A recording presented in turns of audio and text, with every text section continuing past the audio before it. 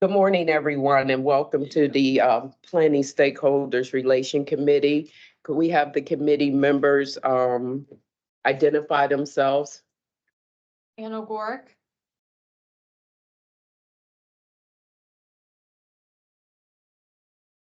Any other committee members? Board members, please. Jeff Letwin. Go Totten. Michelle Smianik, good morning. Jen Liptak.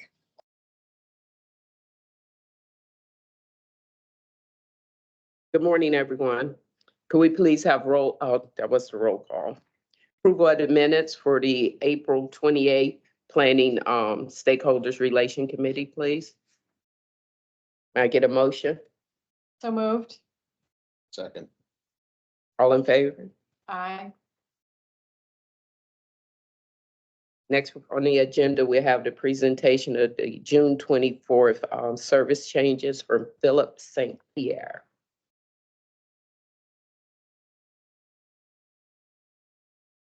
All right. Good morning, committee members. I'm Philip St. Pierre. I'm the Director of Transit Scheduling at PRT. Today, I'm going to give you a brief overview of the June 16th, 2024 service changes that are upcoming in the summer. To start off with, we are going to be having a construction project that's going to impact the red line of our light rail service. So the red line will be closed for a portion of the summer starting on June 16th. Till approximately the end of August. During that time, while that construction project is going on, the current trips that operate over the red line will be redesignated to operate over the blue line via the Overbrook line. They'll be reclassified as blue line trips on real-time passenger information systems. We will also be running 3 shuttles. One of which is going to be a rail shuttle called the Red Line Short that's going to operate between Overbrook Junction and Dormont Junction. We're also going to be running 2 bus shuttles. We're calling it the 37 Castle Shannon, which will operate between Castle Shannon Park and Ride and Station Square, serving areas of the light rail stations between Castle Shannon and Potomac stations about every 30 minutes. The shuttle 42 Potomac will operate between Potomac Station and Station Square. It will operate every 20 minutes in the morning and afternoon peaks on the weekdays, and it will be 30 minutes the rest of the day and on weekends. All right, so we do have some routing changes to discuss today. So the Route 2 and the 12 will see some minor routing changes at the Ross Park Mall due to the bus stop move on the at the Ross Park Mall location. And I do have some maps that will go through each of these routing changes. The 05 will see updated routing downtown that will have it match what the 01 and the 012 currently do in the downtown area. The 55, 59, and P76 are currently on detour due to construction, an expansion project at the North Versailles Walmart. When that expansion project is completed, we're going to have a new bus stop location and a new layover location at that facility with a connecting sidewalk to the Walmart. So it's going to be a new and improved location at the North Versailles Walmart. But in the meantime, we're on detour at the moment. The 71D and the 86 will have a minor routing change in the Wilkinsburg area to utilize the Wallace Avenue ramp to enter and exit the busway as they proceed to the Wilkinsburg station. For these routes, the Hay Street ramp will be discontinued for those routes. The 79 and the P17 is similar to the 71D and the 86, but a slight difference. The routing changes will be in the Wilkinsburg area to utilize the Wallace Avenue ramp when it enters the busway. When it exits the busway, these routes will continue to use the Hay Street ramp. The P16, the P16L limited Harmer service trips, which are 3 trips in the morning, 3 trips in the afternoon, will now service Harmer Park and Ride. And we'll go through those changes here. So maybe a little difficult to see on the slides here, but the red star is where the current bus stop is at the Ross Park Mall for the Route 2 and the 12. We are returning back to our old stop location on the north side of the Ross Park Mall. That's the green star on the top of the slide there, at the top of the picture. So we used to have a bus stop location there. We had some challenges with some pavement issues and potholes and whatnot. Those have all been fixed at that location. And so we're going to be returning back to that location. And Ross Park Mall has done some construction and some facility enhancements at the Dick's Sporting Goods on the north side of the mall there. So we're going to be returning back to that location with the June service change. Here's the Route 05. It's going to be, as it enters downtown, it's going to be utilizing Fort Duquesne Boulevard to Stanwix to Liberty Avenue and 7th Avenue. This is currently what our routes 01 and 012 currently do. So now our O routes will all have the same downtown circulation. And here's a picture of the changes at the North Versailles Walmart. So the new routing, it's going to enter Walmart Drive and do a somewhat of a U-turn at the end of the facility there and come back to a what's going to be constructed as a new bus bay, which will act as our layover location and drop-off location. We'll also have a new pickup stop there, and they'll have a nice connecting sidewalk to the facility. So some improvements there. We anticipate that this construction is going to end sometime in early August. So that's when the new routing will go permanently into effect when the detour would end. And here's a picture of the 71D and the 86 on the inbound. Both of these routes will start their trips at Wilkinsburg Station and then exit the East Busway utilizing the Wallace Avenue ramp. In the outbound direction, both of these routes will utilize the Wallace Avenue ramp to enter the busway before terminating. Oh, can everyone see the slides?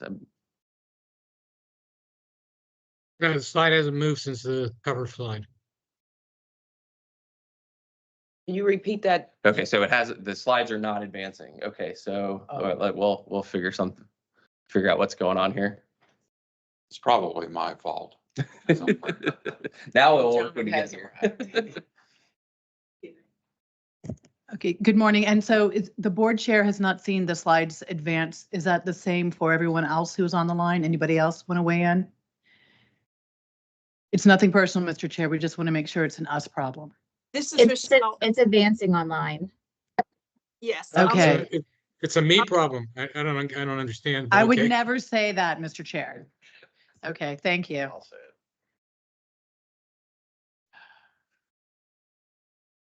All right, we'll continue here. All right, I think I finished that one. All right, Route 79 and the P17. The inbound trips will start at Wilkinsburg Station, then exit the East Busway via the Hay Street ramp before serving Ross Avenue. In the outbound direction, both of these routes will utilize the Wallace Avenue ramp to enter the East Busway before terminating at Wilkinsburg Station. And here's a picture of the P16L Limited that will, on the inbound trips, they will start at Harmer Park and Ride. In the outbound, these trips will terminate at Harmer Park and Ride for those P16L Limited trips. All right, we've got a pretty lengthy list here. I'm gonna read through quickly to talk about our running time adjustments. So we are working on our on-time performance and targeting a lot of routes for the June service change. So for daily service, the following routes will have their running times adjusted in new updated schedules. The route 12, 20, 22, 24, 26, 27, 28X, 29, 36, 38, 41, 44, 48, 54, 51, 55, 58, 59, 60, the 61 series routes, the 61A, B, C, and D, the Route 69, the 71 series routes, the 71A, B, C, and D, the 77, the 82, the G2, and our 3 light rail lines, the blue, red, and the silver. We'll see running time adjustments for every day of the week. The following routes will see running time adjustments for weekdays only. The Route 1, 13, G3, 012, 05, P10, P16, P76. And on Saturday, only running time adjustments will be the Route 15. All right, we do have a few variant changes to discuss. The Route 69 will have a short variant established between Wilkinsburg and Forbes Hospital for early morning and late evening trips. So this will expand the span of service for the Route 69 and provide connections to the East Busway for customers. And as discussed, the red line will operate via the blue line during that red line construction project until that red line reopens after that project. We do have some span of service changes. The Route 2 on weekday and Saturday will see adjusted span of service in the late evening. The Route 2 every day of the week will see adjusted span of service to the Ross Park Mall based on mall hours and ridership. The Route 12 on weekdays will see adjusted span of service for late PM service. And the Route 12 on weekends will see adjusted span of service early in the morning and the late evening. The ones with the asterisk on the slide there, so we are returning back to our span of service that we were operating in October of 2023. In the February service change, the span of service was expanded, and we looked at the ridership, and it just has not developed, and we looked at bringing that back to what we were operating in the October 2023 service. And also on the Route 12, every day of the week, we adjusted the span of service that's going to be providing service at the Ross Park Mall based on the mall hours and the ridership. And the Route 69, as I previously discussed, with those short variant trips added to connect between Wilkinsburg and Forbes Hospital, it slightly expands the service on the Route 69. And we have a few trip time adjustments. The 53L on weekdays, 3 morning trips have been shifted approximately 2 to 5 minutes earlier. And the Route 69 on the inbound trips have been shifted about 2 minutes earlier. And some late evening trips in the outbound have been shifted by a few minutes. And that concludes my presentation, and I will open it up to any questions that anybody may have. When will the schedules be available online? So the last update I had was we were aiming for today, but no later than tomorrow.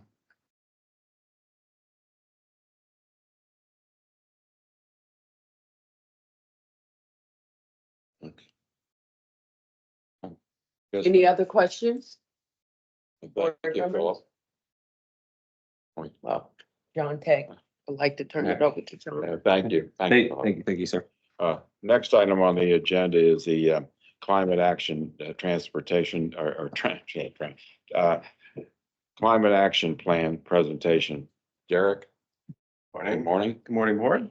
My name is Derek Doffin. I'm the director of the Department of Planning and Service Development. I'm happy today to be able to present our climate action plan. I'm going to cover some background on the plan itself and why we did it this time, some of the process that we undertook to create the plan, and then some of the content of the plan itself.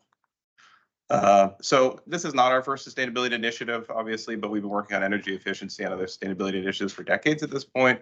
In 2021, Next Transit called for some specific actions. So reducing our agency's carbon footprint and eliminating fleet emissions by 2045.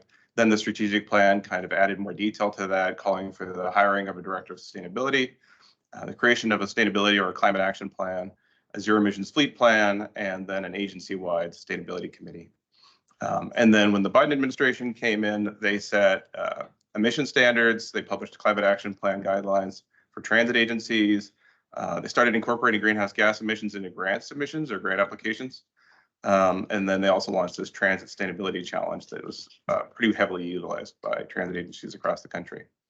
So it seemed to us that the time was right to be able to sort of put the work that we've been doing into some context, to create a comprehensive strategy, and to start tracking our greenhouse gas emissions against some of the actions that we plan to take. So we use the FTA guidelines. The only thing that you'll see is a little different is most climate action plans are focused on greenhouse gas emissions only, and ours incorporates a couple other categories of action that are more broadly sustainability, so stormwater management, things like that, that wouldn't normally show up in the climate action plan or in our plan. So it was a fairly good, lengthy process, a little bit over a year. We started out by studying best practices. There had been a couple of years worth of these climate action plans created by our peers, so we were able to study what they had created and we're looking at. We also looked at state and local government plans. And then that led us to starting to collect our own data about our own greenhouse gas emissions. For this plan, this first climate action plan, we're focusing on scope 1 and 2 emissions, which are basically our direct use of electricity and the things that we burn, so our fuels. We did not focus on scope 3, which are upstream emissions. Most transit agencies that we looked at were focused on scope 1 and 2 in their first effort. It's easier to control those things. It's easier for us to eliminate them, and they have the biggest impact on our day-to-day emissions and our communities. So in future climate action plans, you'd see us starting to capture scope 3 and address those emissions. We held workshops with the senior leadership team and also convened a technical advisory group internally that drew from across the agency. And then once we had a draft plan that we were all feeling pretty good about, we then reviewed that with a panel of regional sustainability experts. So this is very high level. The document is on our website. But I'll just give you like the highest level per version of all the data that's in there, which is this slide here, where you can see that we are emitting in fiscal 2022, which we chose based on having kind of the best data pre or post pandemic, so most consistent with what we're doing today. That we're emitting about 105,000 metric tons of CO2 equivalents, or CO2e, you'll see in some of the slides. Most of that is, perhaps not surprisingly, coming from our use of fuels, fossil fuels. So our diesel fleet is most of that. We use diesel on our non-revenue fleet as well, and then gasoline. Underneath that, you see the next highest category is our electricity use, which is our buildings and our light rail. And then below that, you can see natural gas use, refrigerants are the next sort of biggest categories. The tool that we used did calculate some upstream emissions, so we have those in the bar, but again, it's not a sort of a comprehensive review of scope 3 emissions. So then we started setting targets. Our goal is net zero by 2045, consistent with the long range plan, where we set that goal for the fleet operations. So now it's the entire agency. We set two different kinds of targets. So we set high confidence targets where we think that we have a relatively known path to reducing emissions and known information, based on the information we have today, we think we know how to get there. And then we set aspirational targets, which get us to actually zero carbon emissions, not just net zero carbon emissions. So this one doesn't quite get to zero at the end there. We're going to have to offset if we follow this path. If we're able to meet the aspirational one, we get to zero emissions. The other thing I'll point out is when we get to those aspirational targets, there's things in there that require us to do studies to learn more and to be able to capture different kinds of funding than we have available to us today. So it's not that we're not shooting for the aspirational, they're both in the plan. It's just that there's some unknowns there for us. So there's a lot of actions in the plan, and I'm not really going to walk through individual actions here today. But when you start to look at how the categories of work, you can see that number one is still our main priority, which is growing ridership. It is, consistently the number one thing that we can do to reduce the region's greenhouse gas emissions is just getting people out of their cars into transit, and it fits our mission. So you can see some of the projects that we see as being part of that effort underneath each of these bullet points here. Including in this case, so there are things that are maybe more classically things that increase ridership, but also things like transit-oriented development fare programs that are listed. Then that second one is really focused on those diesel emissions. There is a long-term strategy, which is to change technology, to move from diesel vehicles to other zero-emission vehicles, electric vehicles, hydrogen fuel cells, things like that. But in the interim is that study that we want to conduct, which is looking at renewable diesel, which would reduce our emissions today in the vehicles that we have today. So it's sort of, you'll see a number of approaches. It's what can we do immediately to get our emissions down right now, because we're causing climate change right now. And then also what can we do over a long term to be eliminating the source of those emissions. Again, when you get down to switching to renewable electricity, we do need to work on energy efficiency. It's number 4, but we also need to be purchasing renewable electricity so that the electricity that we're using is not contributing to climate change. And then number 5 and number 6, you can see is us looking at our light rail electricity use. It's one of our highest uses, even over some of the facilities. And then the last category there is there's been a lot of efforts locally between other government agencies to start to switch non-revenue fleets. So, trucks and vans and heavier trucks, sedans, things like that, to EVs, hybrids, other technologies that are on the market today. So you'll see us starting to do that as well. And there's a target in there to do so. There are things that don't have a good, zero emission technology today, or even lower emitting technology today. So that's something where we'll have to continue to study it and keep abreast of what happens in the market, so that when those things come up or are available to us, we can tap into those. So next steps, a lot of this stuff is already starting to happen. You'll see a number of actions in there, like the zero emission fleet transition plan are already well underway, and our efforts are sort of ongoing. There's a few things that are happening right now that are sort of going to help us to implement this plan. We have made an offer to a candidate for a director of sustainability position. So any day now we should have someone hired into that position. That person will then convene that sustainability committee that we talked about, and they'll be responsible for moving across the agency and implementing the plan, but also then working on reporting so that we can tell people about the work that we're doing.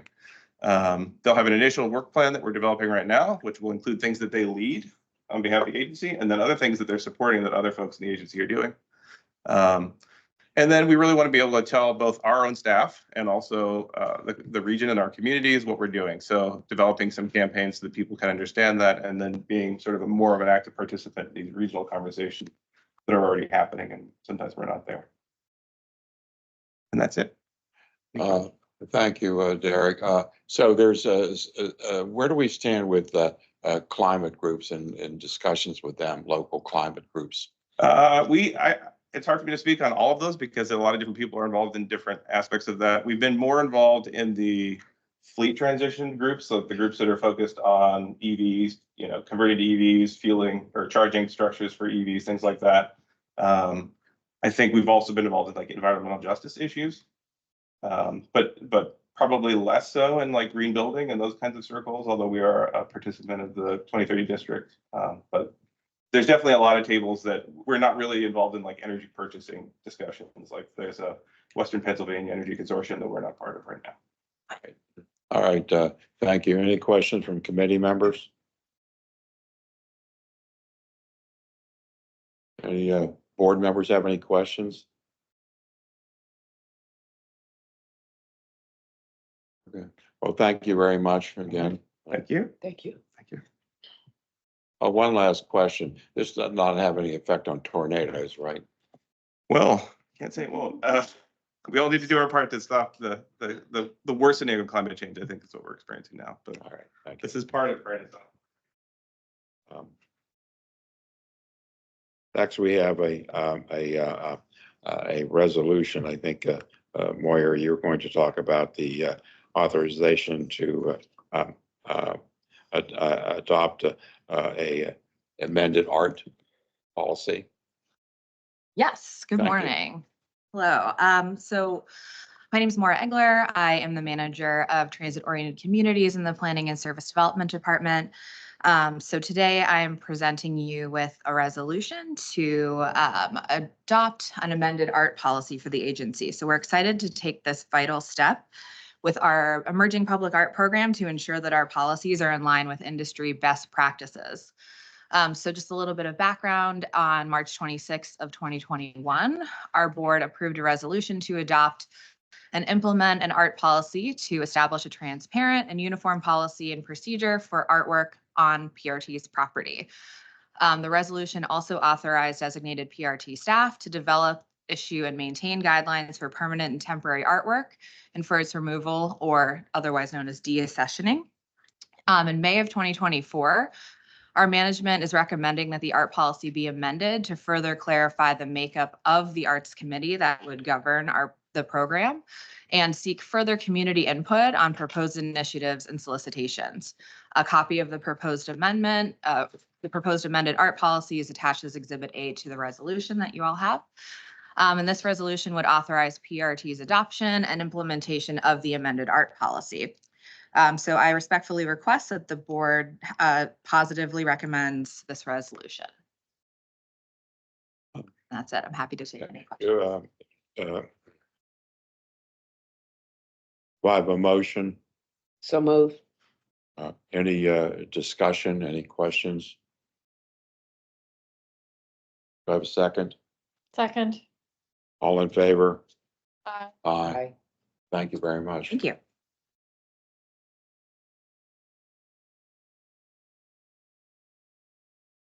I think that's the end of is that, oh, wait a minute now. Sorry about this, I'm a little, okay, next, I guess, is a description of the management update.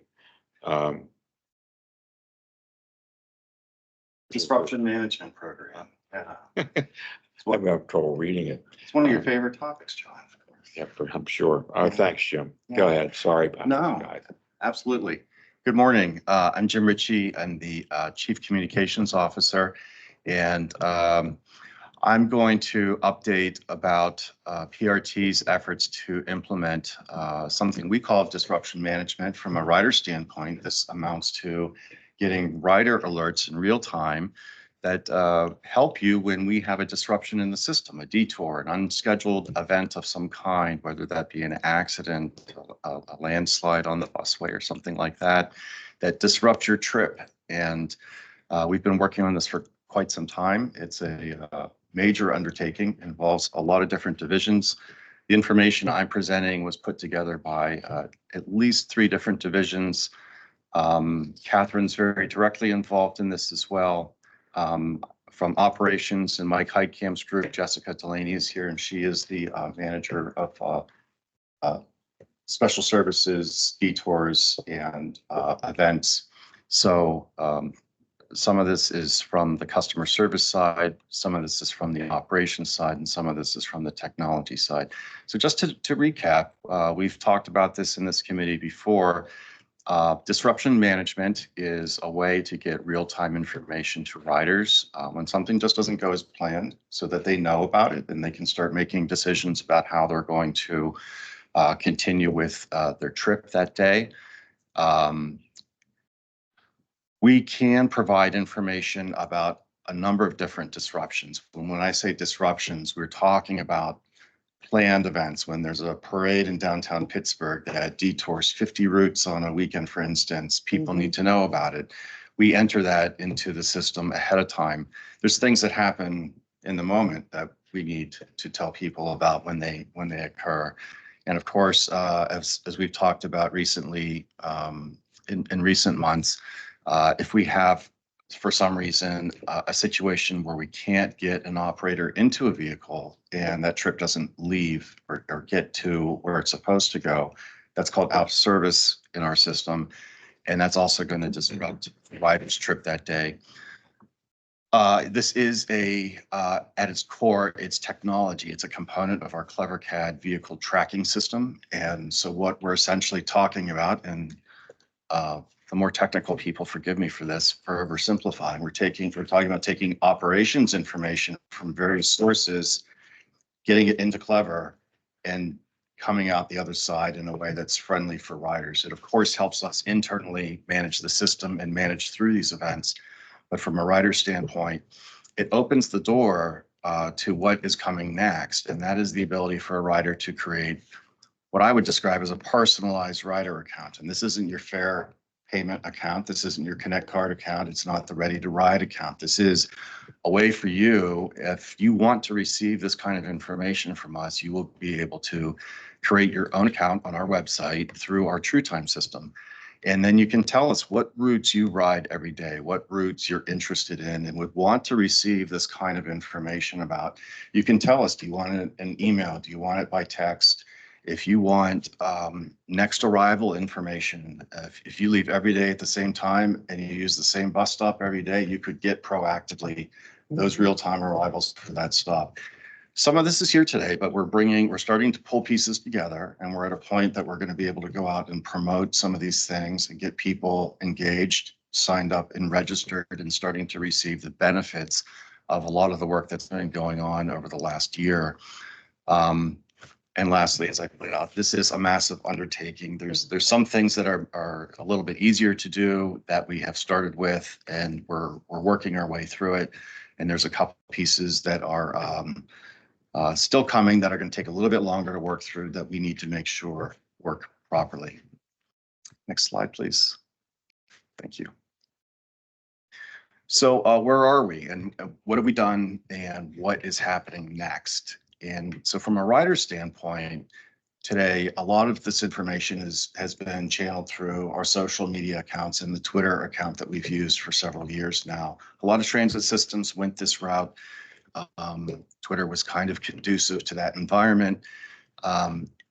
Nowadays, systems like this are better because you can be more selective as a rider. You don't have to wade through screen after screen of information to try and find your information. It comes to you proactively. True Time today, if you go to our True Time site and use our True Time system, you will find information about out of service that's been entered real time day to day. Operations is sending out that information. Customer service is receiving it and entering it into this system. We started that last year and we moved through essentially garage by garage. We're trying to be cautious and catch glitches and things to correct along the way. So that was the approach we took. And we are now entering on the operations side and customer service side information about major disruptive events so that people can get it. Some people, if you're signed up for a third-party app, you might be getting some of this today. You might be seeing some of this. If you're in True Time, you might be seeing some of these things. I wouldn't say it's comprehensive yet, and that's what we're getting close to, a more comprehensive system, something that we would feel comfortable promoting and asking people to really rely on in a day-to-day environment. So what's coming next? How is this going to get better? The next piece that we're adding in, we've moved from the out of service and we're going to start adding in those unscheduled events, those unscheduled disruptions that can pop up on any given day for any number of reasons that cause our vehicles to go off route and might miss stops, you might be delayed, and riders need to know about that. And so starting in June, riders will start to see that information through the True Time system because we're going to commit to entering it day to day on top of the out of service information. With that change, we feel very comfortable promoting this. And so we're going to start a marketing campaign in the system broadly across the county so that people know they can sign up and this is what they're going to get. And we'll be very open and honest about where we're at. We have some of the pieces here. Some of the pieces are still to come. They're going to come later. But if you're a rider, you'll at least be able to get these alerts. You'll be able to know when there is an event, an activity going on in the system. Today, the only missing piece is really the planned detours, which is probably the biggest piece. It's the most challenging. And I know operations is being very methodical and cautious about how they move through that. We don't want to overcommit and have to backtrack because we got in over our heads. And it is a new massive technology system that we want to be very comfortable with before we roll it out.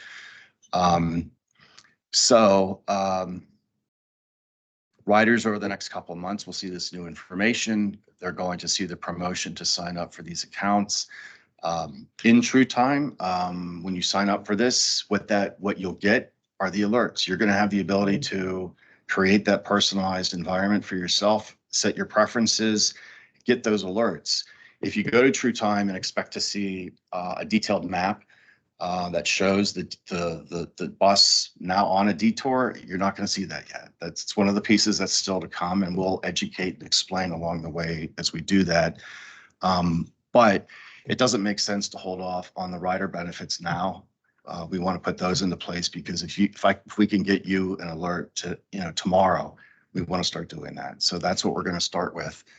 The other good news about this, because last year, through our budget cycle, we put some of the staffing in place that we need to expand our customer service hours and support this new system. So with this change, we'll be able to start expanding customer service hours, which means we'll start earlier an hour to get to that 5 o'clock point in the morning. I think initially we'll probably target the 9 o'clock in the evening and gauge from there and see what happens. Again, our staffing and customer service can only go so far. So we don't want to overcommit on time and then have to pull it back because we got in over our heads.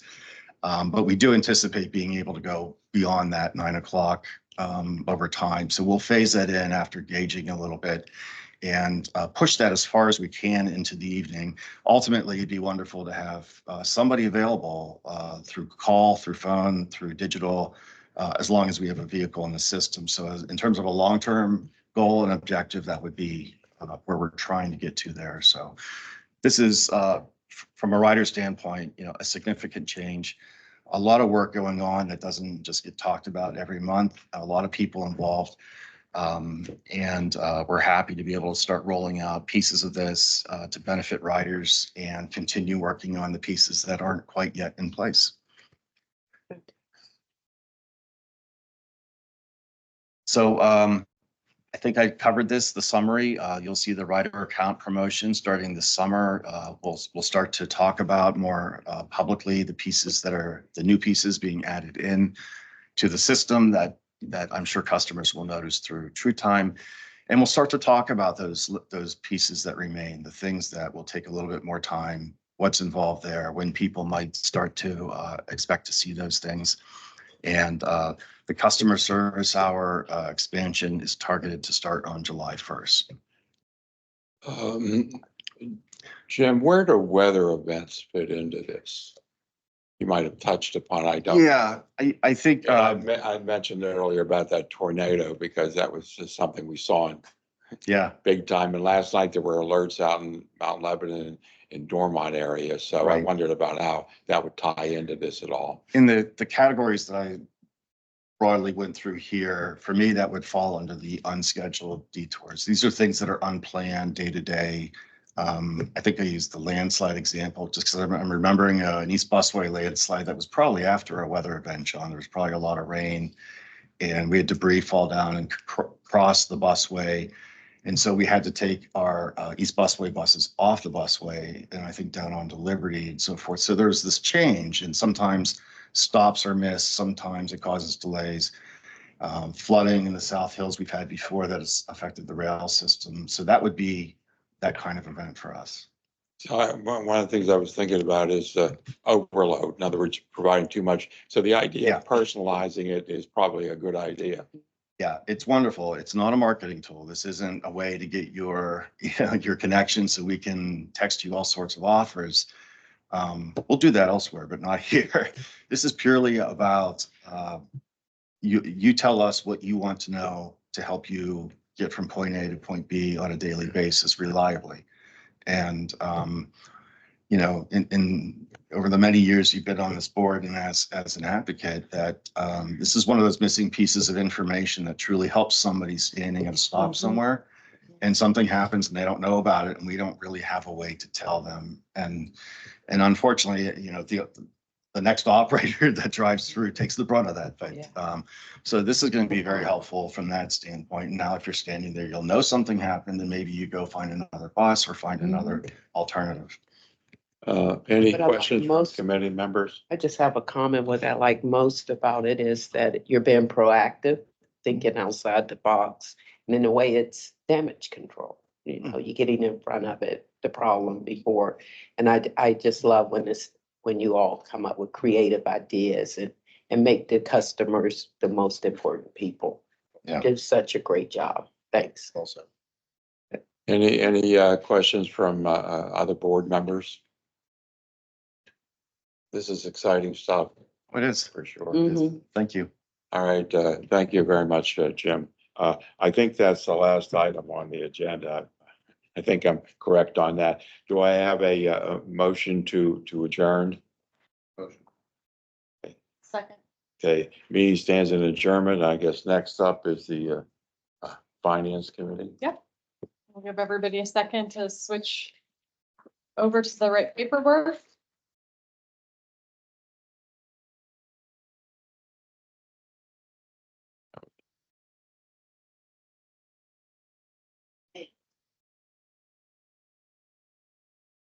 Okay, we'll call to order the Finance Committee meeting for May 16th, 2024.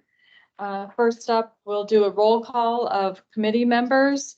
Committee member Liptak, are you present? Here. Representative Piscatano? Committee member Totten? Here. Any other board members, please identify yourselves. John Tagg. Stephanie Terman. Jeff Letwin. Michelle Smianik. Lori Mizgorski. Great, thank you. Our next item is to approve the minutes of the April 18th, 2024 Finance Committee meeting. Were there any comments or corrections on the meeting minutes? Do I have a motion to approve the minutes? So move. Second. All in favor, say aye. Any Aye. opposed? The minutes have been approved. Okay, we have two resolutions today. The first is authorization to enter into the fourth amendment to the funding agreement with the Stadium Authority of the City of Pittsburgh. Mike. Good morning, Madam Committee Chairwoman and committee members and other board members. This resolution would authorize PRT to enter into a Fourth Amendment with the Stadium Authority to extend the parties' agreement for free fares at the North Side Light Rail Station. PRT and the Stadium Authority originally entered into this agreement for a period of 5 years in April 2015, and that original agreement ran through March of 2020. From November 2019 through April 2022, the parties entered into a series of amendments to extend the funding agreement through March 31st, 2024. I specifically note the second and third amendments did recognize the COVID-19 pandemic and the impacts of that, which caused a significant reduction, as we all know, in 5-day-a-week in office work and special events on the North Shore and downtown, which did impact parking utilization and revenue at the 5 North Shore garages that Stadium Authority utilized to fund this agreement.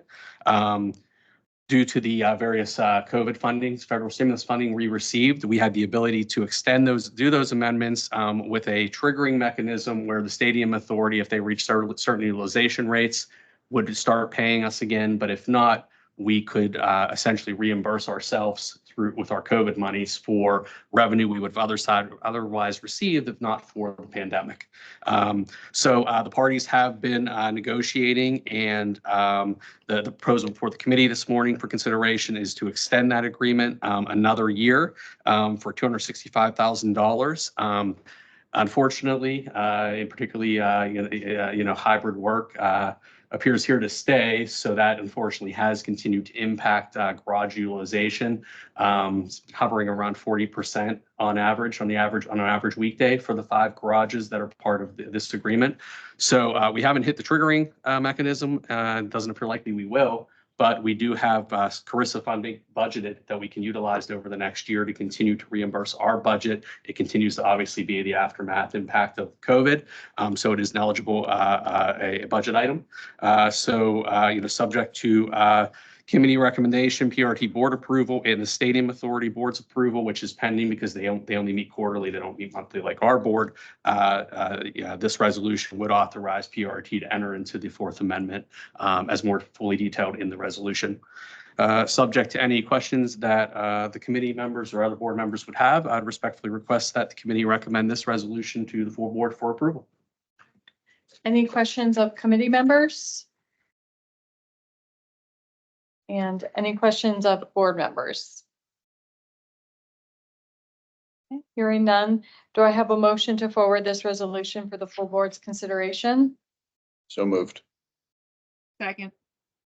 All in favor, say aye. Aye. Any opposed? Motion carries. Thank you. Thank you. Great. Our second resolution today is authorization to adopt the fiscal year 2025 operating and capital budgets and execute local match certifications. Dominica. Good morning. All right, so I'll do just a quick overview of the budget. There have been a few minor changes from the initial presentation last month, and then we'll move on with the resolution. So we're expecting the increases as discussed previously for most revenue items. The only decreases are for contracted services and advertising. And these decreases are to align more closely with what we've seen in the past year. For operating revenues, we're looking at $78.5 million. The pie just illustrates the breakout of those revenue sources.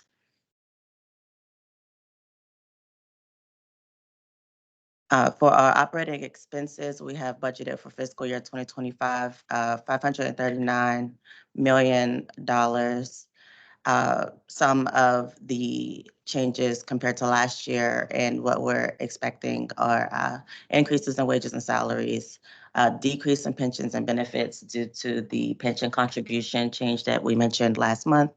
And then the slight decrease in what we're expecting for provision for injuries and damages is just to align more closely with what we've seen in the past as well. This pie chart just shows the breakout of our expenses by category. So when we look at subsidy, capitalizations, and reserves, we are not expecting an increase for state operating assistance as of now.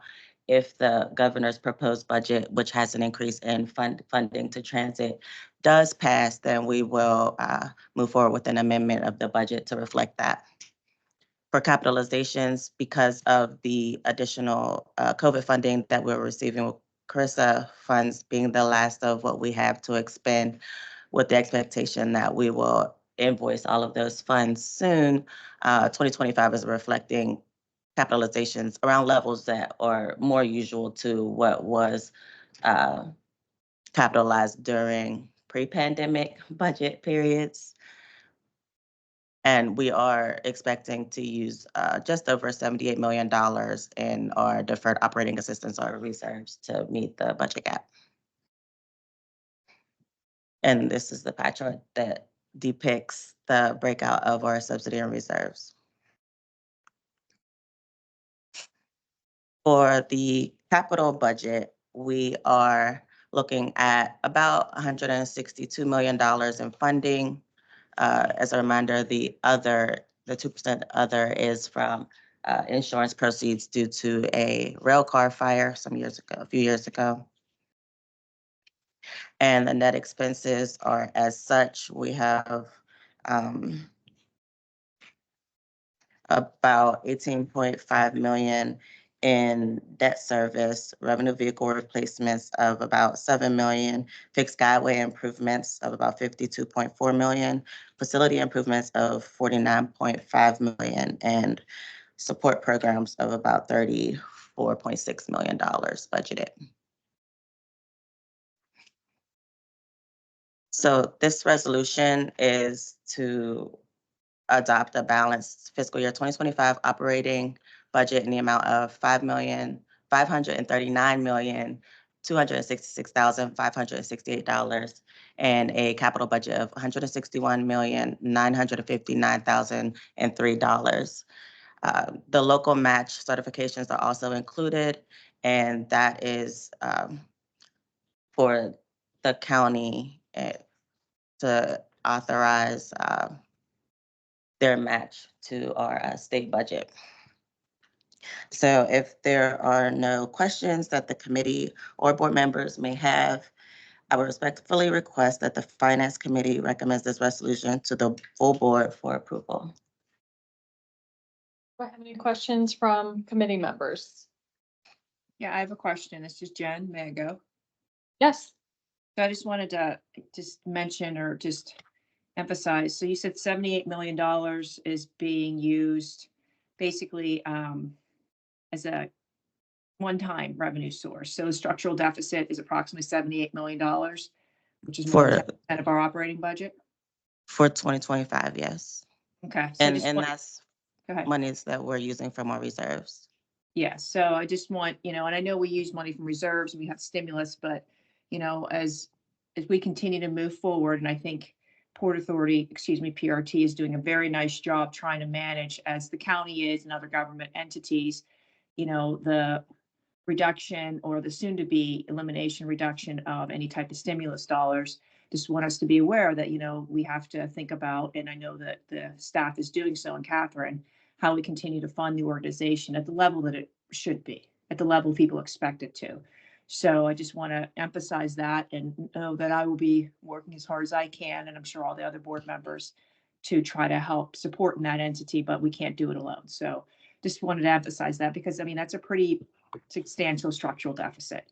But you guys are doing a great job continuing to manage those dollars in a smart way to allow us to continue to this point. So I really want to commend the staff and Catherine. Thank you.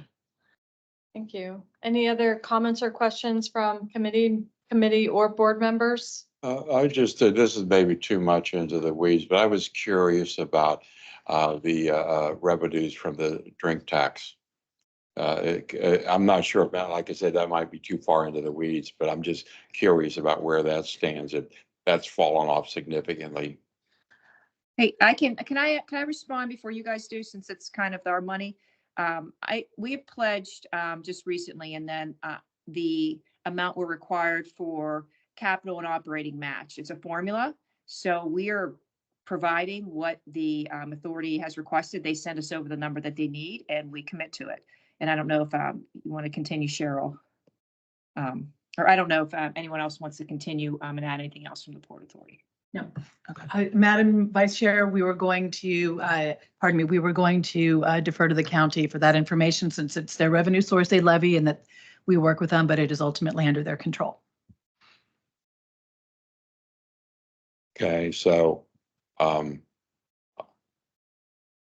we don't know right now, or that we're going to find out, or I'm confused. What are you asking, John? Sorry, I'm sorry. What are you asking, John? No, I was just asking about whether the revenues from the drink tax have gone down or how that plays into all of this. That's all I was asking.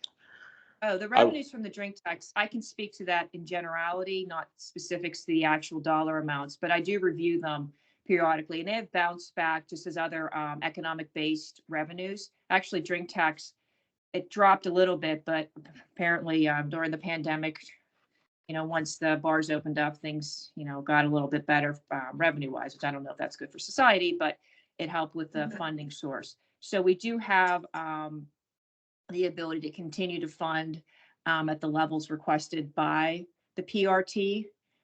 So those revenues are still coming in at a very consistent level and meeting basically how the economy is going. Again, sales is doing pretty well right now, and also the drink and the car rental tax has been kind of flat. 'Cause remember, there's two components to the to that revenue match.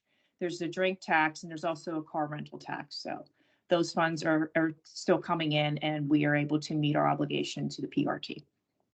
Because we're still getting the RAD money too, right? We do, we receive 3 million. We did just complete the application for RAD this year. Okay, so we're not guaranteed it, but it looks pretty good though, right? Because we've got it in the past. Okay. All right, thank you. Sorry, I didn't want to get too far into the weeds. I was just curious. No worries, thank you. Any other questions? All right, thank you. Do I have a motion to authorize or motion to forward this resolution for the full board's consideration next week? So moved. Do I have a second? Second. All in favor, say aye. Aye. Any opposed? Motion carries. Thank you. Everything was very well prepared. I appreciate everyone's preparedness. Thank you.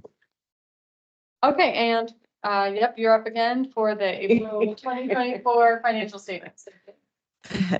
Thank you.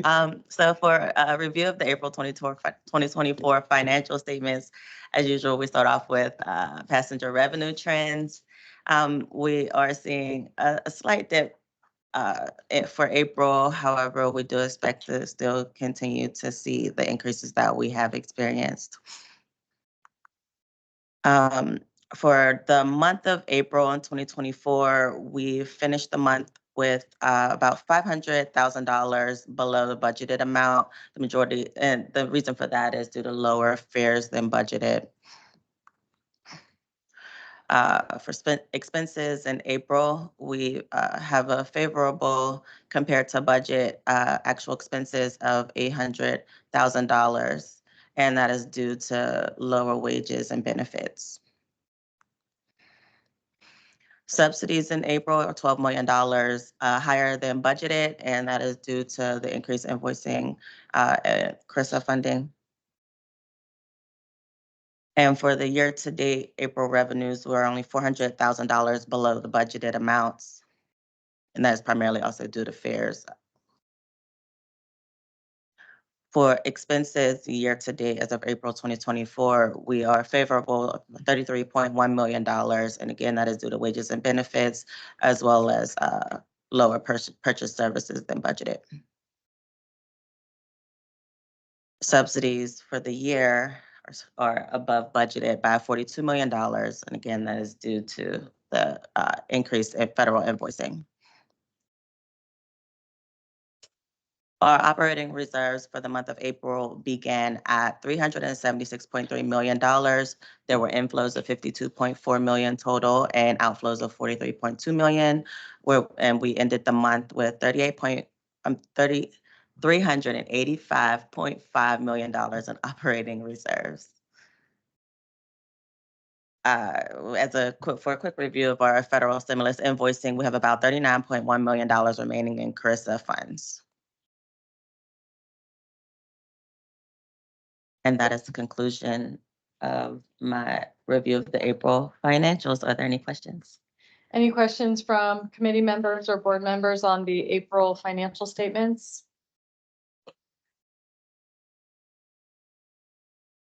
Thank you. Thank you. And that was our final agenda item. Do I have a motion to adjourn? Motion. All right, we stand adjourned and we will see you next month. Here, see you later, Joe. Great. Good morning, everyone. My name is Michelle Smianik, and we are ready for the Performance Oversight Committee. So take a second here while we begin with our roll call. So can I please have roll call committee member Lori Migorski? Are you here this morning? Yes, I'm present. Good morning. Thank you. Good morning. Committee member Representative Nick Piscatano. And other board members, if you're on, please announce yourselves for the record. John Tagg. Ann O'Gorick. Jan Liptak. Jeff Litwin.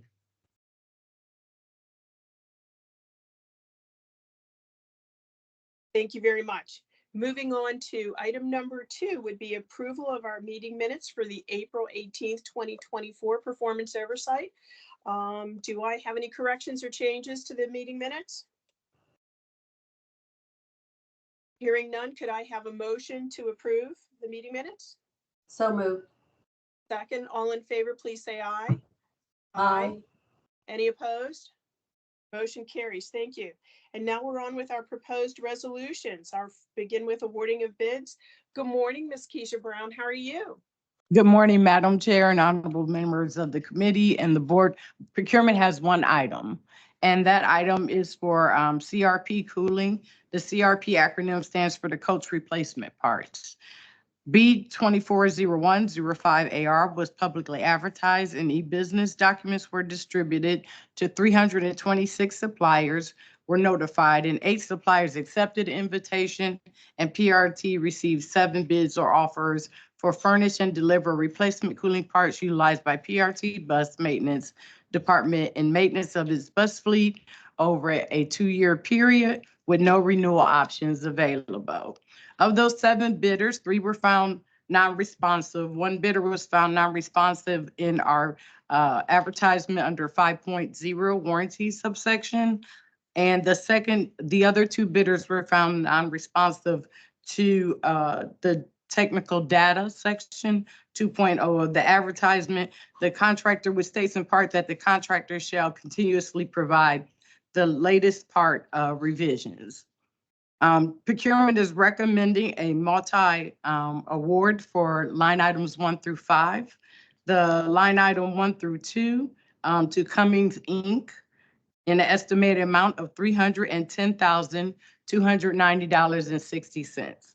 The second award to Kurt's Automotive Supply for line item 3 in an estimated amount of $39,720. And lastly, to Gillig LLC for line items 4 and 5 in the estimated total amount of $386,899.28. The pricing of each items listed as follow. Line item 1 represents a 36% increase. Line item 2 represents the 28% increase. Line item 3 represents a 29% increase. And line item 4 represents a 113% increase. For transparency, I'd like to articulate the fact that the increase in price for this line item can be attributed to industry increases in sheet metal and fabrication costs, as this component is a custom-built design that is specific to a current PRT bus model fleet. And line item 5, it represents a 31% increase. Line items 1 through 5 represents an increase over the previous contract prices for these items 2 years ago. Staff have determined the price to be fair and reasonable and consistent with the funds budgeted. Pending any question, we respectfully ask that the item be moved to the full board for consideration. Thank you. I just have one question for line item number 3, 29% decrease. I think you said increase and it says decrease on the slide. That might be true of Floridian slip because I probably would like for it to be a decrease, but let me regurgitate that. Line item 1 represents a 36% increase.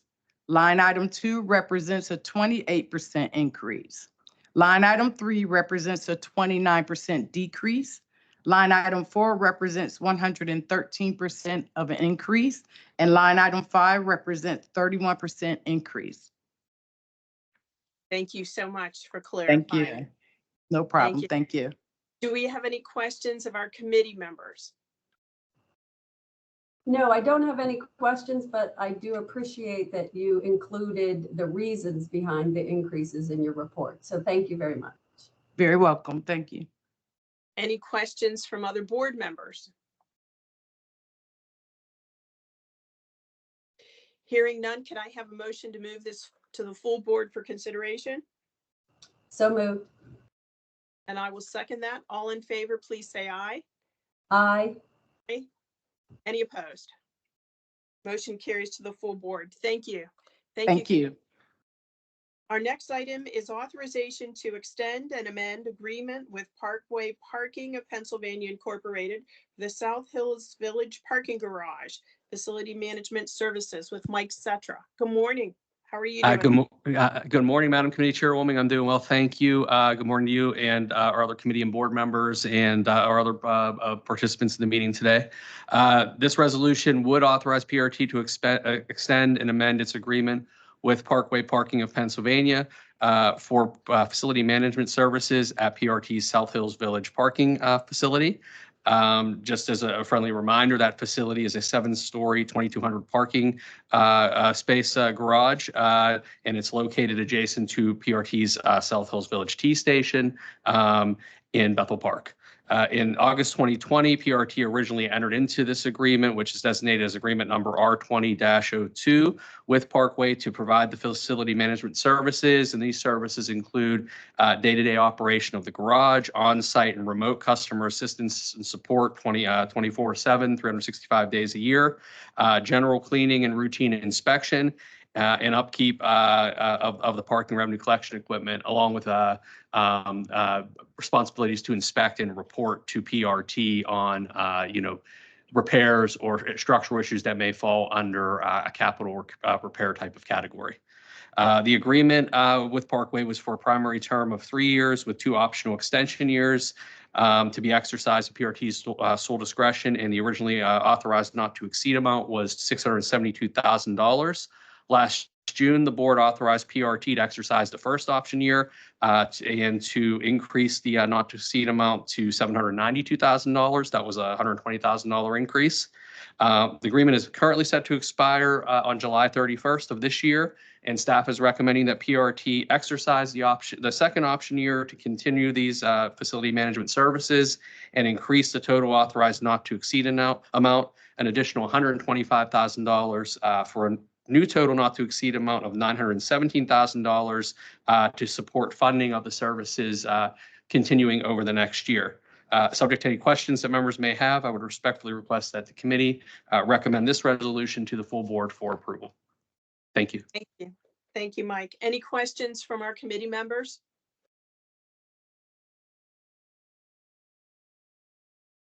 Questions from other board members? Hearing no questions, could I have a motion to move this forward to the full board for consideration? So moved. Second, all in favor, please say aye. Aye. Any opposed? Motion carries. Thank you, Mike. Thank you. Item C on our agenda is authorization to extend and amend agreement with Hatch Associates Consultants Incorporated to provide environmental consulting services with Greg O'Hare. Good morning. Good morning. So this resolution seeks authorization to amend the agreement R20-14 to provide environmental consulting services. The board approved the agreement with Hatch Associates Consultants Incorporated in April 2021. This initial term was for 3 years with 2 option years. The agreement is set to expire June 30th, 2024. The current not to exceed value is $600,000. This resolution would increase the current not to exceed value by $450,000 and extend the agreement to June 30th, 2026. On the right-hand side, just for illustration purposes, is a diesel tank happens to be installed. This particular contract does not install these diesel tanks, but I put this picture up here because this one of the items of work for this particular contract is to inspect and certify our diesel tanks and all of our other tanks throughout the system. Some of the other items of work as part of the scope is continue environmental compliance, continue site monitoring and reporting, updating PRT's preparedness, prevention, and contingency plans, and update PRT stormwater pollution prevention plans. Pending any questions, I respectfully request the committee to move the resolution to the full board for consideration. Thank you, Greg. Any questions for committee members? Questions from other board members? There's not been any issue with any leakage or anything with the tanks at all. Are they pretty solid? So the existing tanks we have, they are tested and certified, or rather inspected and certified regularly. We haven't had issues with the current tanks that we have. However, if you recall, last year we approved a contract to remove tanks. And so removing the tanks in Pittsburgh, since Pittsburgh's a relatively historic city, you never know what you're going to uncover. So it is pretty common when you're doing excavation to find materials or earth that does have some level of contamination that does have to be disposed of properly. And we use this consulting firm to help us out with that paperwork in coordination with the DEP. Yeah, but there were no problems with the tanks themselves. Correct, sir. Yes. It was, okay, thank you. Right. Sure. Thank you. Mm-hmm. Thank you, JT. Any other questions of board members? Hearing none, can I have a motion to please move this forward to the full board? So moved. Second, all in favor, please say aye. Aye. Aye. Any opposed? Motion carries. Thank you, Greg. Thank you. That concludes our agenda for today. Can I have a motion to adjourn? So moved. Thank you very much. And now we're moving on to, I believe we have a technology meeting next. Thanks, everyone.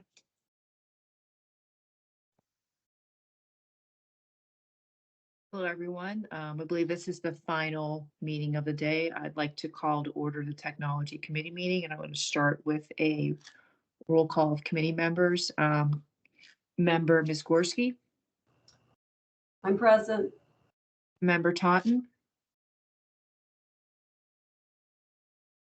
Okay, and any other PRT members like to identify themselves, please? Jeff Letwin. Don Tagg. Michelle Smianik. Okay, thank you, everyone. First, I'd like to start with approval of the minutes from the April 18th, 2024 Technology Committee meeting. May I have a motion to approve? So moved. And I'll second. All those in favor say aye. Aye. Aye. Aye. Thank you. Motion carries. We have 2 items of business today. First, our Director of Procurement, Keisha Brown, will bring forth the awarding of the bids. Keisha? Good morning, Madam Chair, and again, honorable members of the committee and the board. Procurement has one presentation for a request to piggyback off a cooperative contract for Oracle software licensing. The Pennsylvania Education Purchasing Program for Microcomputers, also known as PEPM Cooperative Purchasing Program, based in the Commonwealth of Pennsylvania, is authorized under the Pennsylvania Procurement Code to permit public sector agency to piggyback and make technology-related purchases using existing competitively awarded contracts. Lead agency Central, and I'm gonna try this pronunciation of the school district, Susquehanna Intermediate Unit, which was the lead procuring agency for this cooperative, a regional school district located in Pennsylvania, through PEPM, has awarded a contract 533-902-224, a cooperative contract to Mythics LLC as a reseller of Oracle America products, including relational database management systems. As an eligible public sector agency authorized to participate in the program, PRT wishes to purchase off of the PEPM contract and enter into agreement or agreements in a form and manner approved by PRT's legal counsel, including a license and service agreement and authorized amendments hereto with Mythics for the purchase of up to 5 years of maintenance and support for Oracle, the technical support services for PRT's existing cache of Oracle PeopleSoft licenses. These technical support services are necessary in order to maintain PRT's critical Oracle PeopleSoft software systems and applications that PRT uses for human resources, payroll, and related business operational purposes. The current PEPM contract is effective from January 1st, 2023 and expires on December 31st, 2025, but includes provisions to permit PRT to enter into its desired term of up to 5 years. Procurement recommends that an agreement or agreements, including licenses and services agreement and authorized amendments hereto, be entered into with Mythics to provide up to 5 years of Oracle and PeopleSoft technical support services for PRT existing Oracle PeopleSoft license in the estimated total not to exceed amount of $4,948,441.84. Staff have determined the pricing under PEPM contract to be fair and reasonable and consistent with the funds budgeted. Pending any question, procurement respectfully requests approval from the committee to move this item forward to the full board for consideration. Thank you, Keisha, very much. So basically, this is our internal people and financial infrastructure. So I think that summarizes what the, correct? Correct. Thank you. Are there any questions from committee members? Hearing none, any questions from other members of PRT board? Hearing none, I'll take a motion to approve. So moved. And I'll second. All those in favor, aye. Aye. Opposed? Motion carries. Thank you very much, Keisha. Thank you. And I believe our next item, we have our CIO, Mr. Devlin, coming up. Thank you. Floor is yours. Yes, good morning. I get to bring it home again this morning. Before I start into the resolution request, I just want to take a moment and recognize the expertise and effort put forth by our stakeholder groups, our procurement and legal, and making sure that all of our contracts stay tight and move forward correctly and cleanly here. So many of you are aware we have a longstanding agreement with Cheyenne and Bachman, and we have one more year we're looking to work with them as we continue to work on our fare system refresh. So what we have today are actually two separate contracts. The first one expires May 31st, and the second one expires June 30th of this year. The first one we're requesting is for the fare box warranty. These are for the fare boxes that are actually on all the vehicles and at the fare collection booths out on the T line. We're requesting to increase this by $998,100 for the 1 year service to a new total for the overall contract of $6,478,700. The second contract that I mentioned expires at the end of June. We're requesting one more year on also is for our non-fare box equipment like our ticket vending machines. And this also includes the back office software support that runs Cheyenne and Bachman for our fare system. We're requesting to increase this by $1,978,034 to a grand total for the overall contract of $16,334,102. So subject to any questions, I'd respectfully request that this be submitted to the full board. Thank you. Thank Just you, say Jeff. You did say 1 year with Shane Bachman, right? Each of these are for 1 year's extension, 1 year extensions on the contract. Yes. I was going to ask, thank you, John, for that question, because it actually leads to mine. So do we anticipate we're nearing towards the end of our contractual relationship with Shane Bachman? Well, this is for the existing fare collection system. As we've noted in the past, we're bringing in new fare vending machines from Flowbird, which will take care of the card system. We'll continue to use Masabi for the Ready to Ride mobile. We will be going out with an RFP in the future for new fare boxes on the buses. As yet, we do not know who will have that contract. So that'll be an up and coming future addition. Great, thank you very much. I appreciate that. Any questions from committee members? Yes, I have a related question.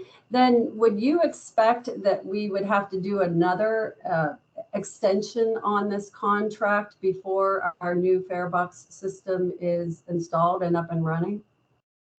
We're expecting to have the new fare box, the fare system refresh well in place by mid-2025. So the expectation is that we will not need to extend these contracts any further. Okay, thank you. I just want to comment how all three of us asked the same questions in different ways. So I like the way we're thinking. So any other questions from any members of the PRT board? Hearing none, I'll ask for a motion to approve. So moved. And I'll second. All those in favor say aye. Aye. Opposed? Motion carries. Okay, thank you. Is there any other business to come before the technology committee today? Mr. Devlin? That is all we have today. Thank you. Is there any other business to come before the PRT as a board today? No, there is not.